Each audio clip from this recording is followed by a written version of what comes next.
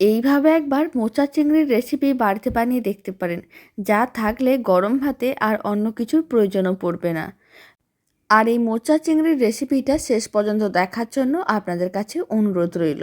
আশা করি আপনাদের খুবই ভালো লাগবে।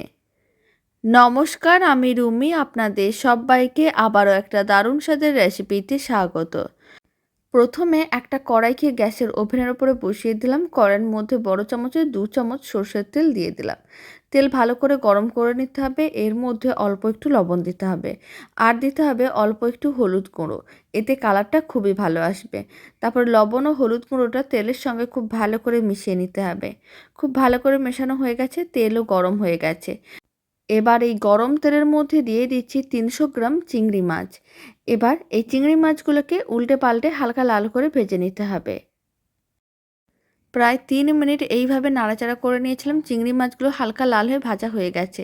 এবার চিংড়ি মাছগুলোকে তুলে একটা যে কোনো পাত্রের মধ্যে রেখে দিতে হবে, আর কড়াইয়ের মধ্যে বাকি যে তেল আছে তার মধ্যে কয়েকটা মশলা দিতে হবে। প্রথমে আমি এর মধ্যে দিয়ে দিচ্ছি কিছুটা পরিমাণ কুচনো পেঁয়াজ। এখানে আমি দুটো মিডিয়াম সাইজের কুচনো পেঁয়াজ দিয়ে দিলাম। আর আমি এর মধ্যে দিয়ে দিচ্ছি আদা রসুন বাটা। এখানে বড় চামচের 1 চামচের মতন আদা রসুন বাটা দিলাম, আর দিচ্ছি চা চামচের 3 ভাগের 1 ভাগ হলুদ গুঁড়ো, আর দিয়ে দিলাম চা চামচের 3 ভাগের 1 ভাগ লঙ্কার গুঁড়ো। বেশ কয়েকটা কাঁচা লঙ্কাও দিয়ে দিতে হবে। এখানে আমি 5টার মতন কাঁচা লঙ্কা দিয়ে দিলাম। তারপর মশলাগুলোকে খুব ভালো করে একসঙ্গে মিশিয়ে নিতে হবে, আর মশলাগুলোকে মিডিয়াম ফ্লেমে ভালো করে কষিয়ে নিতে হবে যতক্ষণ না মশলার থেকে তেল আলাদা হচ্ছে। প্রায় 3 মিনিট মশলাগুলোকে ভেজে নিয়েছিলাম, মশলার থেকে তেল আলাদা হয়ে গেছে। এখন সেদ্ধ করে রাখা মোচা ও আলুটা দিয়ে দিতে হবে। মোচা ও আলুগুলোকে আগে থেকে সেদ্ধ করে রাখতে হবে, তাহলে কী হবে, রান্নাটা অনেক কম সময়ে রেডি হয়ে যাবে। এখন স্বাদ অনুযায়ী লবণ, আর দিয়ে দিচ্ছি স্বাদ অনুযায়ী চিনি, আর অল্প একটু গরম মশলার গুঁড়ো দিয়ে দিতে হবে। সমস্ত কিছু ভালো করে মিশিয়ে এইভাবে 5 মিনিটের মতন নাড়াচাড়া করতে হবে, যাতে মোচার রেসিপিটা একটু শুকনো শুকনো হয়। এতে খেতেও ভালো লাগবে, দেখতেও ভালো লাগবে। তার আগে সমস্ত কিছু এইভাবেই ভালো করে মিশিয়ে নিতে হবে।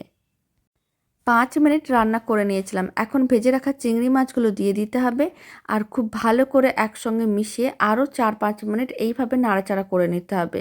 তাহলেই রেডি হয়ে যাবে দারুণ স্বাদের মোচা চিংড়ি, যা থাকলে গরম ভাতে আর অন্য কিছুর প্রয়োজনও পড়বে না। বাড়িতে আপনারাও বানিয়ে দেখতে পারেন। খুব কম সময়ে রেডি হয়ে যায়, খেতে ভীষণ ভালো হয়।